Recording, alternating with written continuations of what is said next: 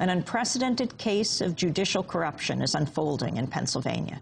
Several hundred families have filed a class-action lawsuit against two former judges who've pleaded guilty to taking bribes in return for placing youths in privately owned jails.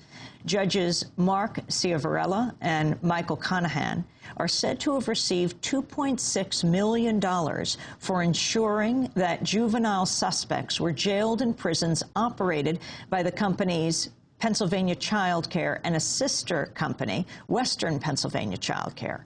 Some of the young people were jailed over the objections of their probation officers. An estimated 5,000 juveniles have been sentenced by Ciavarella since the scheme started in 2002. In addition to the jailing of the youths, the judges also admitted to helping, quote, facilitate the construction of private jails. The U.S. Attorney for the Middle District of Pennsylvania, Martin Carlson, unveiled the charges last month. These payments were made to the judges, it is alleged, in return for discretionary acts by the judges favoring these businesses, acts relating to the construction, expansion, operation of these juvenile facilities, and acts relating to the placement of juveniles in these facilities. On Thursday, Judges Ciavarella and Conahan entered guilty pleas on charges of wire fraud and income tax fraud. They're currently free on a $1 million bail bond pending sentencing. Their plea agreements call for jail sentences of more than 7 years. No charges have been filed against the private prisons that paid the bribes. Pennsylvania's Supreme Court has appointed an outside judge to review all the cases tried by Ciavarella and Conahan. But the case has prompted calls for broader reforms of the juvenile justice system in Pennsylvania and nationwide. We're joined now by two of the thousands of youths jailed by the corrupt judges. On the line with us from Scranton, Pennsylvania, 18-year-old Jamie Quinn is with us. She spent more than 11 months in a privately run juvenile prison camp after being sentenced by Judge Mark Ciavarella as a first-time offender. Also on the line, the nearby town of Wilkes-Barre, is 22-year-old Kurt Kruger, another first-time offender. He spent more than 4 months in a privately run prison, juvenile prison camp, after also being sentenced by Judge Ciavarella. And joining us in a studio in Philadelphia is Bob Schwartz. He's a co-founder and executive director of the Juvenile Law Center, which helped expose the corrupt judges and is now involved in the class action suit brought on behalf of the jailed youth's families. We asked PA Child Care, the main private jail company linked to the bribes, to come on the broadcast. We were directed to an attorney who didn't respond to our request. Bob Schwartz, let's start with you.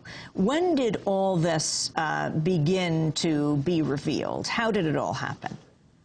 Thanks, Amy, and thanks for having Kurt, Jamie, and me on your show.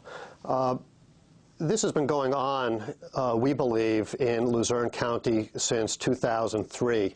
It came to Juvenile Law Center's attention a couple of years ago when we heard from the mother of one of the girls whom we ended up representing, a young woman named Hillary Transu, who was brought into court, found guilty, sent away for a internet parody of an assistant principal at her high school.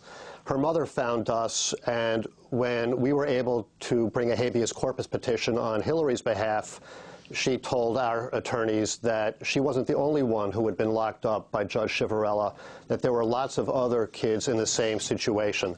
That was a couple of years ago, and we began investigating and found that Luzerne County had half of the waivers of counsel in Pennsylvania of all the cases in which lawyers were waived by young people in juvenile court. Hillary had, unknown to her, signed a paper, her mother had signed a paper giving up her right to a lawyer. That made the 90-second hearing that she had in front of Judge Ciavarella pretty much of a kangaroo court. So she was sent away, we investigated, and last year, about a year ago, brought a petition before the Pennsylvania Supreme Court asking them to take a look at all of the cases in which kids were tried and adjudicated delinquent and many sent away without a lawyer. We thought that was the problem. That turned out to be the tip of the iceberg. When we filed, it turned out that the FBI began its investigation and found the corruption that you spoke about at the top of this segment. And just very briefly, Hillary, explain what she did, a cartoon? She had done I think a MySpace parody of an assistant principal, a paragraph or two with internet humor of adolescent variety, finishing by saying, "I hope that Mrs. Smith or Jones has a sense of humor." It turned out that the assistant principal didn't, we gather at least, complain to the police, who filed a harassment petition against Hillary. This is the kind of case, like Kurt's and like Jamie's, that never should have been in court in the first place, let alone get to a trial. Juvenile court is not designed for this kind of adolescent misbehavior. The cases should have been diverted entirely. Instead, Hillary and Kurt and Jamie and thousands of others were used by the court for profit, while many people over many years stood by watching. I want to go to Jamie Quinn right now. Jamie, welcome to Democracy Now! Thank you. It's good to have you with us. Are you speaking to us from your house? Yes. So you were in jail for almost a year. Where were you imprisoned? What was the name of this juvenile prison camp? Well, first I was told that I was only going to be at PA childcare for up to 3 days. I was there for a week and then got sent to a military boot camp called Vision Quest in Quincy Township. It's about an hour and a half away. And I spent most of my time there. And then I got FTA'd from there and sent back to PA childcare. And FTA'd means? Failure to adjust. Uh-huh. And then I got sent back to PA childcare, was there for about 2 weeks because they said they couldn't find a bed for me and they didn't know where to place me.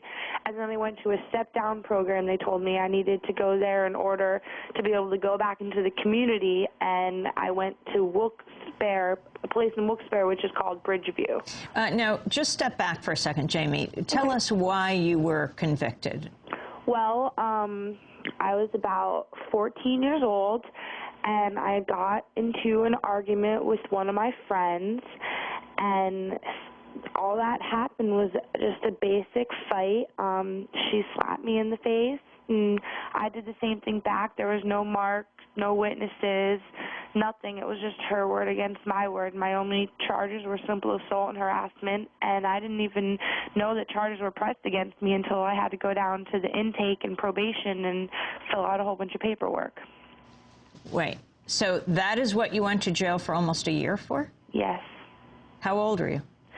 I was 14, turning 15, and my court hearing was December 20th, 3 days before my birthday. We're going to go to break, then we're going to come back and we're going to hear Kurt's story, Kurt Kruger, who was also imprisoned by one of these corrupt judges for more than 4 months. This is Democracy Now! We'll be back in a minute. This is Democracy Now!, democracynow.org, the War and Peace Report. I'm Amy Goodman. We're talking about the case of 2 judges who have pled guilty to receiving $2.6 million in return for placing youths in privately owned jails. Today we're speaking with 2 of those youths. Jamie Quinn just told us her story. We now turn to Kurt Kruger. Kurt, tell us how you ended up in one of these privately run juvenile prison camps for more than 4 months. How did you get there? Well, first off, thank you for having us. Basically, I was with a girl who was shoplifting DVDs from a Walmart, local Walmart, and we were caught, and I was considered the lookout. And it was basically just stupid kid stuff. The police came to the Walmart and then called our parents. A week after this happened at Walmart, they sent us letters that we were to appear in the probation office for interviews so they could decide court dates. And I then, after that interview, moved out of my father's house because of personal problems. And at some point, a appearance in court did come to my house. A letter did come to my house, but I had no contact with my father, so I had no idea. The only idea I had of anything that was going on was that the girl who I was with, who was actually the one shoplifting, never received a letter of a court appearance or anything, never heard anything else about the case. So I thought that it was done and over with. I was living with a friend for a while, and I started going to school in the fall. I was 18 at the time when I started going to school. I was 17 when the